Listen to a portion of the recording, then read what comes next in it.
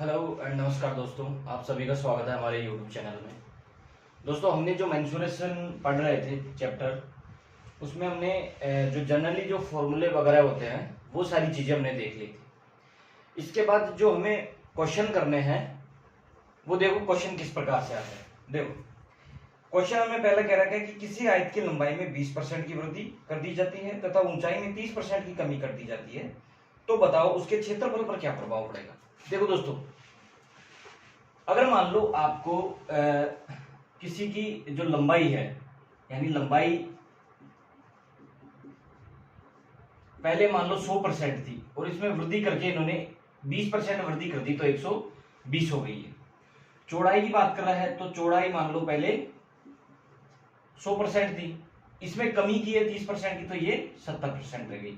अब देखो, मैं आपको ये चीज समझाना चाहता हूँ, जब भी अपने जो चैप्टर पढ़ा था परसेंटेज वाला, उसमें हमने कहा था कि जब भी अगर प्रतिशत में किसी चीज को घटाने या बढ़ाने की बात होती है तो हम उस टाइम पे 100 को आधार मान के उसमें ही घटाएंगे बढ़ाएंगे, ठीक है।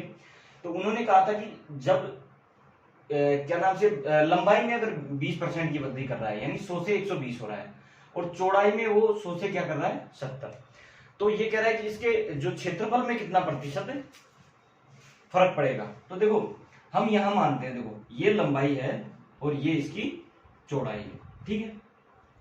आयत का क्षेत्रफल क्या होता है? देखो, आयत का क्षेत्रफल होता है लंबाई इंटू चौड़ाई, ठीक है। जब आयत का क्षेत्रफल ही लंबाई इंटू चौड़ाई है तो देखो यहां से पहले मान लो लंबाई कितनी थी, 100 थी, फिर कितनी हो गई 120 हो गई। वो कह रहा है चौड़ाई पहले 100 थी तो फिर कितनी हो गई 70 हो गई। अर्थात हम यहां से इसके रेशो को काटेंगे तो यहां से ये 0 से 0 कट गया और ये 5 हो गया और यहां हो गया 6, ठीक है। यहां इस 0 को 0 से काटेंगे तो ये 10 से 7 हो गया, यानी पहले लंबाई 5 थी, 20% बढ़ाने के बाद वो 6 हो गई। पहले लंबाई 10 थी, 30% कम कर दी तो वो कितनी हो गई 7। अर्थात इसका क्षेत्रफल कितना होता है लंबाई इंटू चौड़ाई। अर्थात इसको इससे मल्टीप्लाई करेंगे तो ये 50 हो गया और ये इसको इससे मल्टीप्लाई 7 छिकी 42। अर्थात ओवरऑल जो क्षेत्रफल में क्या हुआ, कमी आई। देखो, पहले उसका क्षेत्रफल 50 था, अब उसका क्षेत्रफल 42 हो गया, कितने की कमी आई, ठीक है। तो देखो कितने की कमी आई हमारे पास 8 की कमी आई। किसके रेस्पेक्ट में आई? तो ये 50 के में और मल्टीप्लाई 100, यानी 50 से 2 बार काट दिया और 8 दूनी 16, यानी ओवरऑल इसमें 16% की क्या हो गई, कमी हो गई, ठीक है दोस्तों। देखो, हमने क्वेश्चन को इस प्रकार से देखा कि हमारे पास जो लंबाई इंटू चौड़ाई होता है वो आयत का क्षेत्रफल होता है, ठीक है। लंबाई इंटू चौड़ाई आयत का क्षेत्रफल होता है और क्वेश्चन में कहा गया है कि जब 100% अगर किसी आयत की लंबाई दे रखी है उसमें 20% की वृद्धि कर दी तो 120 हो गया। चौड़ाई 100% है और 30% की कमी कर देता है तो वो 70% हो गया, ठीक है। यहां से हमने इसको कैलकुलेट किया, कैलकुलेट करने के बाद देखो ये हमारे पास, यानी ओवरऑल जो क्षेत्रफल था उसमें 16% की क्या आ गई, कमी आ गई, ठीक है दोस्तों। अब अपना नेक्स्ट क्वेश्चन है। नेक्स्ट क्वेश्चन देखो क्या है। नेक्स्ट क्वेश्चन दे रखा है,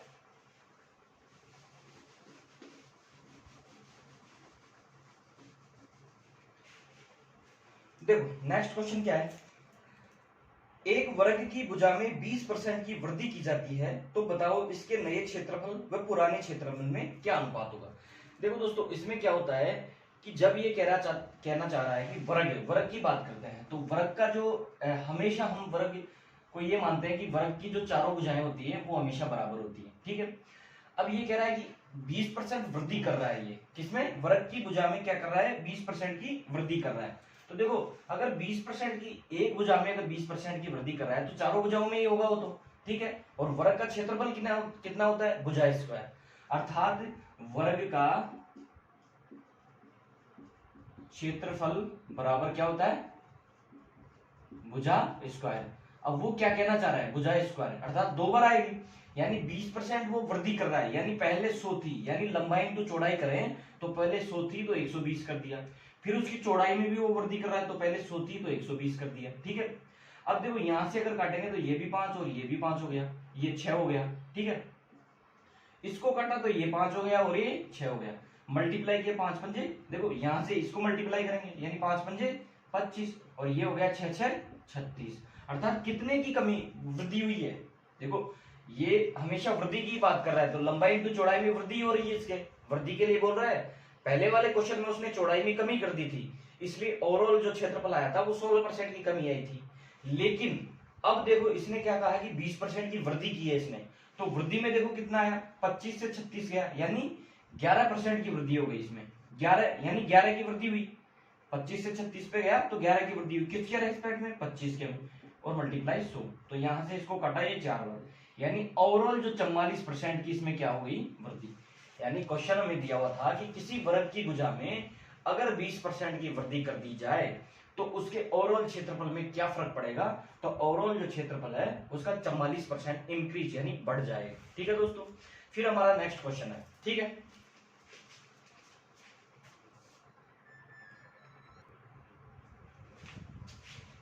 ठीक है दोस्तों, देखो फिर हमारा नेक्स्ट क्वेश्चन दिया हुआ है। नेक्स्ट क्वेश्चन क्या दे रहा है ये कि वृत्त की त्रिज्या को दोगुना कर दिया जाए तो अब इसके क्षेत्रफल पहले का कितना गुना हो जाएगा। देखो पहले क्या कह रहा है ये, मान लो हमने माना कि वृत्त का जो क्षेत्रफल होता है, देखो पहले तो वृत्त के बारे में बात करते हैं कि वृत्त के बारे में। देखो परिधि क्या होती है, परिधि होती है इसकी 2 पाई r। ठीक है, इसका क्षेत्रफल क्या होता है, पाई r स्क्वायर। अर्थात हमें क्या कह रहा है कि वृत्त की जो त्रिज्या है उसको अगर डबल कर दिया जाए, यानी वृत्त की त्रिज्या को दोगुना कर दिया जाए तो अब इसके क्षेत्रफल पहले से ज्यादा कितना गुना हो जाएगा। देखो अगर ये त्रिज्या को दोगुना कर रहा है, मान लो पहले त्रिज्या 1 थी फिर उसने 2 कर दिया, अब इसका आर स्क्वायर आता है तो आर स्क्वायर ही लेंगे अपन, पहले 1 थी फिर 2 कर दिया, फिर यहां से गुना करेंगे तो कितना हो गया 1, और ये कितना हो गया 4, यानी कितने की वृद्धि हुई, कितने की वृद्धि। अगर ये आर स्क्वायर बता रहा है, देखो त्रिज्या कितनी बार आ रही है, 2 बार आ रही है, तो हम भी यहाँ पे 2 बार ही लेंगे। ठीक है, अगर मान लो ये आर स्क्वायर बता रहा है तो 2 बार लेंगे। अगर आर क्यूब बता रहा है, देखो घन के मामले में अपन क्यूब लेंगे और स्क्वायर के मामले में अपन यानी कितना लेंगे, 2 बार लेंगे। ठीक है, तो यहां से कितने की वृद्धि हुई, 3 की वृद्धि हुई, किसके रेस्पेक्ट में, 1 की, गुणा 100, यानी उसमें ओवरऑल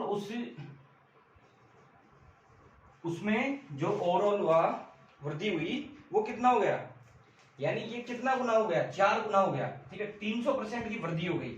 यानी देखो यहां से तीन वृद्धि कितने की हुई, 300% की। अगर प्रतिशत में बात करें तो कितनी वृद्धि हुई, 300% की। अगर गुने की बात करें कि भाई ये कितना गुना हो गया, तो देखो यहाँ पहले 1 था, इसके मल्टीप्लाई में 4 किया, तब जाके ये कितना हुआ, 4 गुना। अर्थात क्वेश्चन का आंसर कितना होगा कि 4 गुना हो गया।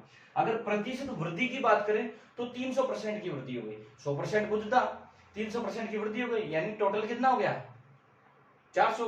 अर्थात 400 किसका, 100 का 4 गुना हो गया। ठीक है, तो ओवरऑल कितना हो गया, 4 गुना हो गया उसका क्षेत्रफल। ठीक है दोस्तों, फिर नेक्स्ट क्वेश्चन अपना,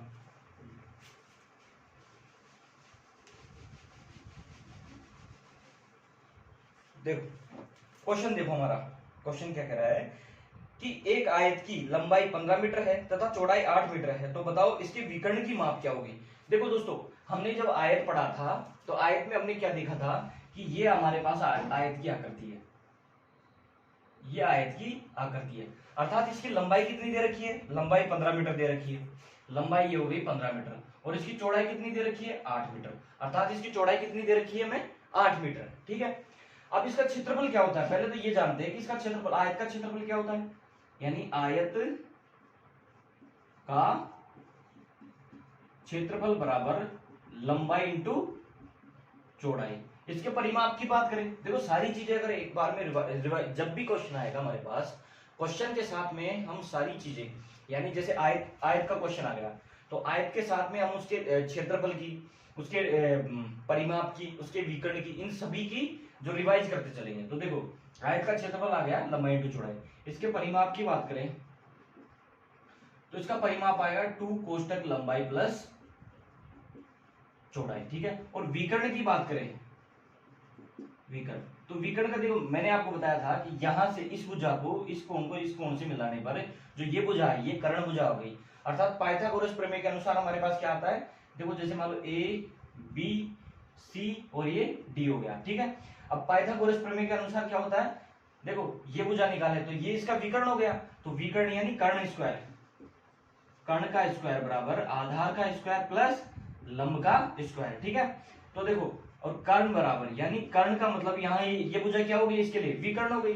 तो विकर्ण अगर निकालेंगे तो क्या आएगा, आधार अंडर रूट आधार का स्क्वायर प्लस लंब का स्क्वायर, ठीक है। अंडर रूट आधार कितना है हमारा 15, यानी 15 का स्क्वायर, ठीक है, प्लस लंब कितना है 8 का स्क्वायर, ठीक है। तो ये कितना हो गया, ये हो गया 225 प्लस ये कितना हो गया 64 है। अब इन दोनों को ऐड करेंगे, देखो 225 और 64 कितना हो गया 9 और 8 और ये 2, अर्थात ये देखो कितना हो गया, अर्थात कर्ण बराबर अंडर रूट 289। अब देखो 289 किसका अंडर रूट होता है, तो 17 का, अर्थात कर्ण यानी विकर्ण बराबर, इसका विकर्ण क्या आया, अर्थात विकर्ण बराबर 17 सेंटीमीटर, ठीक है। ये हमें दे रखा था।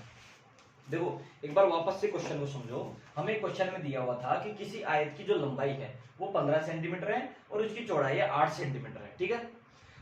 इसके बाद हमने देखा कि आयत का क्षेत्रफल क्या होता है, लंबाई इंटू चौड़ाई होता है। उसके परिमाप के बारे में बात की तो 2 कोष्टक लंबाई प्लस चौड़ाई होता है, ठीक है। विकर्ण की बात करें तो विकर्ण देखो इस यहां से इस कोण को मिलाया हमने, तो यहाँ ये भुजा कौन सी आ गई, कर्ण भुजा, अर्थात पाइथागोरस प्रमेय के अनुसार हमें जो कर्ण भुजा मिली, तो कर्ण भुजा इसका क्या है, विकर्ण है।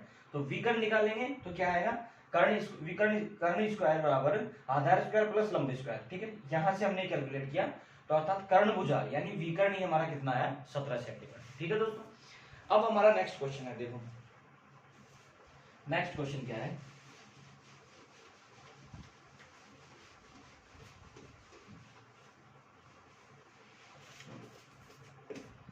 देखो नेक्स्ट क्वेश्चन हमें दे रखा है कि एक वर्गाकार मैदान की तिरछी माप, अर्थात एक किनारे से दूसरे किनारे को की दूरी 30 अंडर रूट 2 मीटर है, तो बताओ वर्गाकार मैदान का क्षेत्रफल क्या होगा।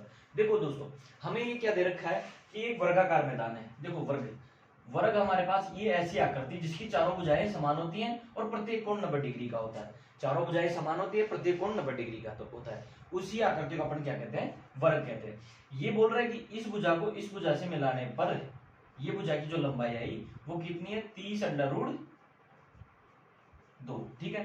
अर्थात इसका ये क्या हो गया, विकर्ण हो गया, यानी वर्ग का विकर्ण हो गया। अब देखो हम वर्ग के विकर्ण के बारे में बात करते हैं। वर्ग के बारे में पहले बात करते हैं। देखो वर्ग के अगर डेफिनेशन की बात करें यानी परिभाषा की बात करें तो वर्ग क्या होता है कि ऐसी 4 भुजाओं से बंध आकृति जिसकी चारों भुजाएं तो समान हो तथा प्रत्येक कोण 90 डिग्री का हो। तो ये तो इसके डेफिनेशन की बात होगी। अब आते हैं इसके क्षेत्रफल पे, यानी वर्ग यानी स्क्वायर। इसके क्षेत्रफल की बात करें तो क्या होता है, भुजा स्क्वायर, ठीक है। और इसके परिमाप की बात करें, परिमाप बराबर क्या हो गया 4 इंटू भुजा। 4 इंटू भुजा का मतलब क्या हो गया, क्योंकि 4 इंटू भुजा क्या हो गया, क्योंकि इसकी चारों भुजाएं बराबर होती है, अर्थात 4 से गुणा करने पर इसकी भुजा को अगर 4 से गुणा कर दिया जाए तो वर्ग का परिमाप प्राप्त हो जाता है, ठीक है। यहां से ये ले लिया हमने। विकर्ण की बात करें तो विकर्ण देखो क्या होता है, इसका विकर्ण होता है भुजा इंटू रूट 2, ठीक है।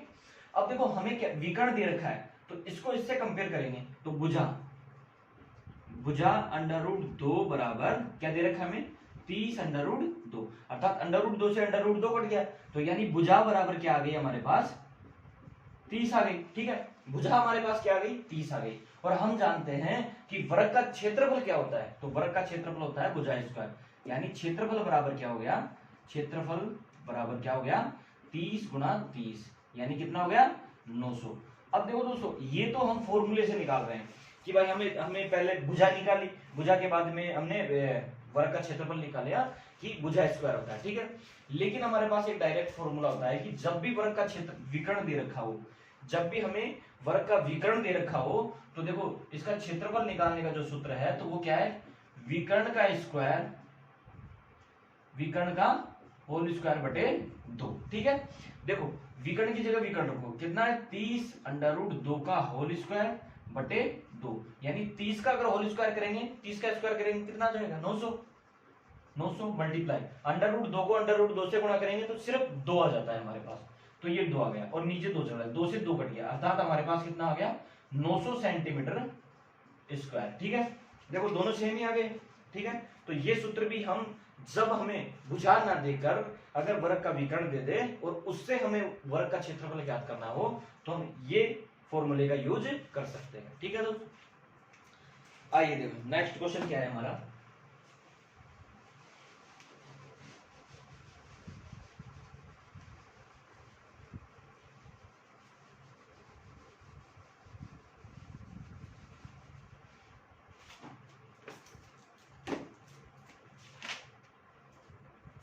देखो नेक्स्ट क्वेश्चन दे रखा है, एक समलंब चतुर्भुज में दो समांतर भुजाएं हैं। ठीक है, समलंब चतुर्भुज कैसा होता है, देखो पहले तो उसकी आकृति के बारे में अपन बात करते हैं। समलंब चतुर्भुज क्या होता है, ये हमारे पास एक भुजा हो, एक मिनट, एक भुजा ये हो गई, ठीक है, और एक भुजा ये हो, ठीक, यहां से इस भुजा को मिला दिया और यहां से इस भुजा को, ये हमारा क्या होता है, समलंब चतुर्भुज, समलंब चतुर्भुज हो गया। ठीक है, अब इसका क्षेत्रफल क्या होता है, देखो एक तो ये भुजा होती है जैसे ए बी सी और डी, ठीक है, ये भुजा। अब देखो जो भुजा है ना ए बी, देखो समलंब चतुर्भुज क्या हो गया, समलंब चतुर्भुज। ठीक है, देखो जो भुजा है, भुजा ए बी समांतर डी सी, ठीक है, ये भुजा इसके समांतर होती है। ठीक है, ये भुजा इसके समांतर होती है और ये इसकी क्या होती है, ऊंचाई होती है। ठीक है, भुजा ए डी बराबर ऊंचाई। ठीक है, तो देखो हमारे पास जो इसका क्षेत्रफल निकालने का सूत्र है वो क्या है कि वो देखो इसके क्षेत्रफल निकालने का सूत्र क्या है, देखो 1/2 क्षेत्रफल, क्षेत्रफल की बात करें तो 1/2 गुणा समांतर भुजाओं का योग, समांतर भुजाओं का योग गुणा उनके बीच की दूरी। ठीक है, ये कह रहा है कि अगर क्षेत्रफल की बात करें, समलंब चतुर्भुज के क्षेत्रफल की बात करें तो क्या होता है, समांतर भुजाओं का योग इंटू उनके बीच की दूरी। दूरी कौन सी हो गई, ये हो गई।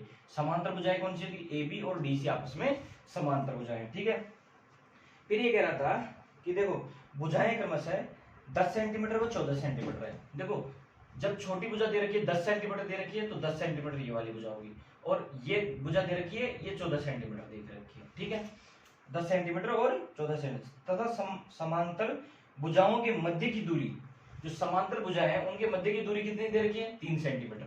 ठीक है, तो अब जो वैल्यू हमें दे रखी है वो फॉर्मूले पे पुट करो, सीधा इसका आंसर आएगा, यानी 1/2 गुणा समांतर भुजाओं का योग कितना हो गया, 10 + 14 इंटू कितना हो गया, 3, भुजाओं के बीच की दूरी कितनी है, 3, तो 1/2 गुणा 10 और 14 24 मल्टीप्लाई 3, अर्थात 2 से काटा तो 12, यानी 36 सेंटीमीटर स्क्वायर, अर्थात यही हमारा क्या आ गया, आंसर आ गया। ठीक है, देखो समलंब चतुर्भुज के बारे में अगर आप जाने तो समलंब चतुर्भुज क्या होता है कि दो समांतर भुजाएं होती हैं तथा उनके बीच की दूरी होती है।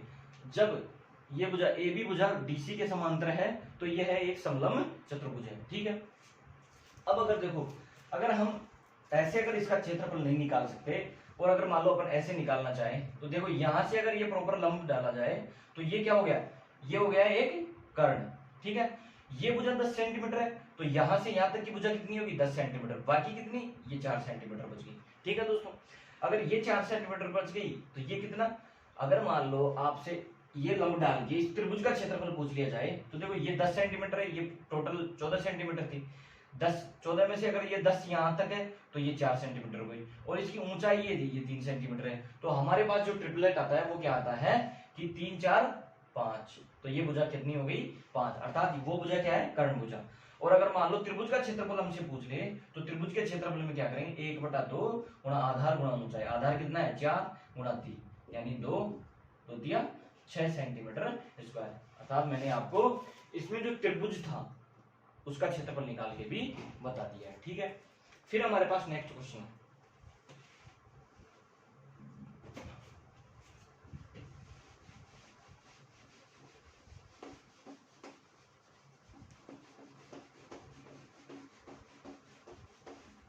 देखो नेक्स्ट क्वेश्चन क्या है,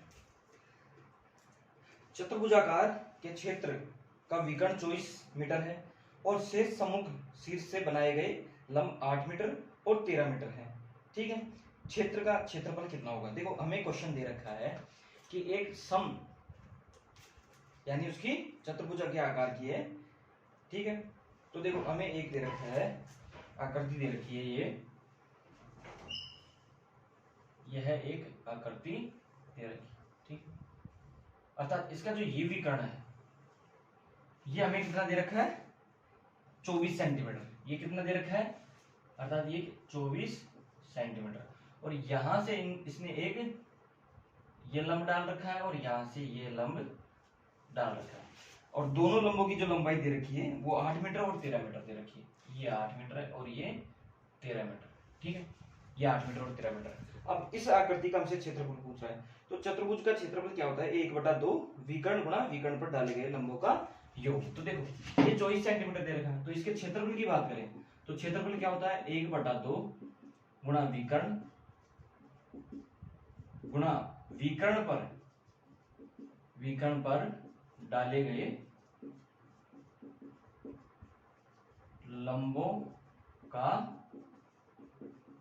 योग। ठीक है, तो 1/2 गुणा विकर्ण कितना है? 24, डाले गए लंबों का योग कितना हो गया? 21। ठीक है, तो यहां से ये काटा तो ये कितना हो गया? 12, अर्थात 12 गुणा 21 किया, 21 दूना 42 का 2 हासिल की 4 और 1 21 और 4 25, यानी 252 ये हमारा क्षेत्रफल है। इसका क्षेत्रफल आ गया। देखो हमें चतुर्भुज दे रखा था, चतुर्भुज में देखो ये विकर्ण दे रखा था और विकर्ण पर डाले गए लंब दे रखे थे। ठीक है, तो ऐसी चतुर्भुज आकृति का जो क्षेत्रफल होगा वो क्या हो गया? 1/2 गुणा विकर्ण पर डाले गए लंबों का योग। ठीक है, हमने वैल्यू पुट की, पुट करने के बाद 252 सेंटीमीटर स्क्वायर हमारे पास इसका क्षेत्रफल आ गया। ठीक है दोस्तों, नेक्स्ट क्वेश्चन है हमारे पास।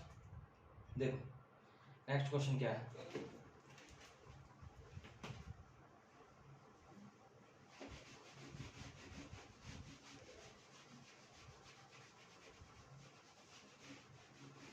ठीक है दोस्तों,